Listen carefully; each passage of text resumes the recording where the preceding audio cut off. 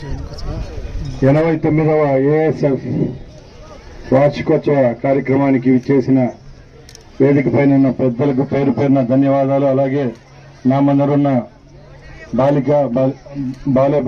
బాలికలకు ధన్యవాదాలు, నా శిష్యులు, అలాగే పాత్రికేయ మిత్రులకు, అలాగే ఇక్కడున్న అధ్యాపకులందరికీ నా నమస్సుమాంజలు తెలియజేసుకుంటూ ఈ కార్యక్రమాన్ని ప్రారంభిస్తున్నా. చాలా సంతోషంగా ఉంది.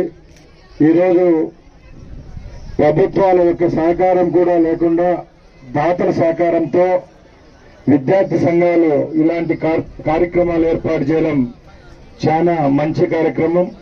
ఎందుకంటే ఏ స్వార్థము లేకుండా విద్యార్థుల్లో అయితేనేం బాలబాలికల్లో అయితేనేం వాళ్ళ యొక్క ఆరోగ్యపరమైన సమస్యలను అలాగే మానసికంగా దృఢంగా ఉండే కార్యక్రమాలను చేపట్టడానికి ముందుకొస్తున్న సంస్థలు చాలా ఉన్నాయి. దానిలో ఏఎస్ఎఫ్ అని మీ అందరికీ తెలుసు. గత స్వాతంత్రం ముందు నుంచి ఈ రోజు వరకు కూడా ఎన్నో ఉద్యమాలు విద్యార్థులకు సంబంధించిన ఉద్యమాల్లో వాళ్ళ యొక్క పాత్ర చాలా ఉంది. ముఖ్యంగా ఈరోజు ప్రైవేట్ కాలేజెస్ స్కూళ్లు ఎక్కువైన ఈ తరుణంలో కూడా చాలా రాజకీయ పార్టీలకు సంబంధించిన సంఘాలు మాకేములను ఉన్న కాలాల్లో కూడా బయటకు వచ్చి ఎక్కడ ఏ అన్యాయం జరిగినా కూడా ప్రశ్నిస్తున్న సంఘాలు ఏఎస్ఎఫ్ అని ఒకటని మీ అందరికీ తెలుసు. ఎందుకంటే సమాజ హితం కోసం సమాజంలో ఏదైనా చెడు పరిణామం జరుగుతూ ఉంటే వారి వంతుగా అక్కడికి వెళ్లి తప్పులు బేరీజు వేసుకొని అక్కడున్న సంస్థల వారితో చర్చలు జరిపి అధికారులపై కూడా ఒత్తిడి తీసుకొని వచ్చి ఎన్నో సమస్యలను కూడా పరిష్కరించడం జరిగింది. మన రాయచోట్ల అయితేనే, ఈ రాష్ట్రంలోనైతే, ఈ దేశంలోనైతేనే. అలాంటి వారు ఈరోజు చేపట్టిన ఈ కార్యక్రమానికి దాతలుగా వివరించి భోజన కార్యక్రమాలు ఏర్పాటు చేసిన శ్రీనివాసరెడ్డి గారికి అయితేనే, అలాగే వేదిక పైన ఉన్న పెద్దలు ఈ కార్యక్రమాలకు తోడ్పాటుగా ప్రతి ఒక్కరు సహకారం అందించారు. ఈరోజు పెద్ద పెద్ద కార్పొరేట్ స్కూళ్లలో ఎక్కడ ప్లే గ్రౌండ్స్ పెద్దలందరూ చెప్తా ఉన్నారు.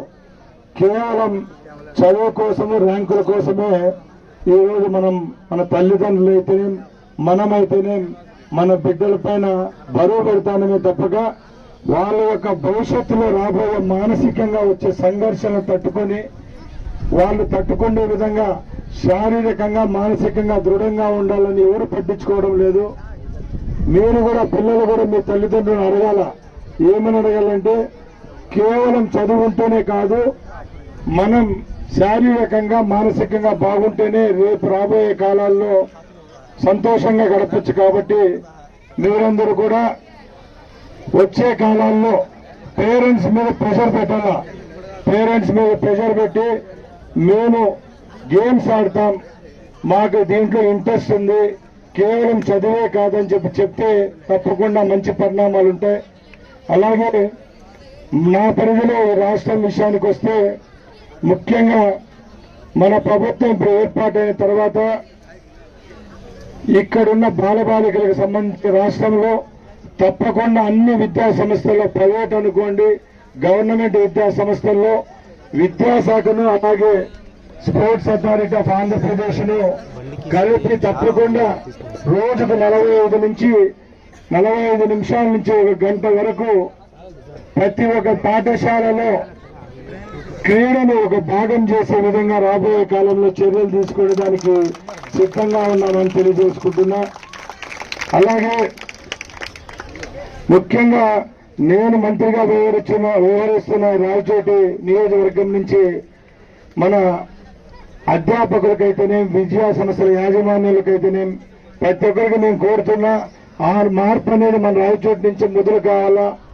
మనం ఎక్కడికి పోయినా గర్వంగా చెప్తా ఉంటాం, మన ప్రాంతం నుంచి ప్రతి ఒక్క సంవత్సరం వందలాదిగా మెడిసిన్ సీట్లు వస్తూ ఉన్నాయి, ఇంజనీరింగ్ సీట్లు వస్తూ ఉన్నాయి. అలాగే ఐఏఎస్లు, గ్రూప్ 1, గ్రూప్ 2 ఆఫీసర్లు కూడా మన రాయచోటి ప్రాంతం నుంచి ఎక్కువగా ఉన్నారు.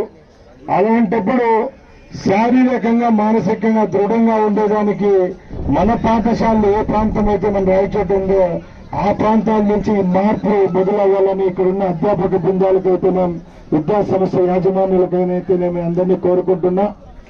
ముఖ్యంగా ముందు పెద్దలు చెప్పినట్టు మన ప్రాంతంలో ఎక్కడ క్రీడలకు సంబంధించి ఏ విధమైన ఫెసిలిటీస్ లేవు, ముందు నుంచి కూడా చూస్తూ వస్తున్నాము. కాబట్టి తప్పకుండా రాబోయే కాలంలో రాయచోటి నియోజకవర్గంలో ఎక్కడెక్కడ ఏ కార్యక్రమాలు చేపడితే క్రీడారంగం అభివృద్ధి చెందుతుందో ఆ చర్యలు తీసుకునేదానికి నేను సిద్ధంగా ఉన్నా.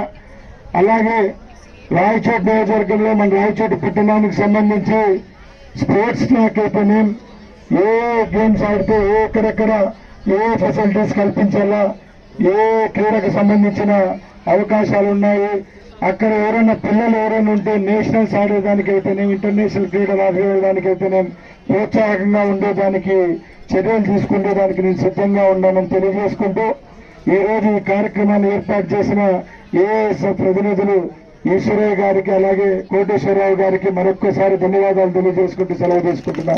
జై హింద్. Thank you.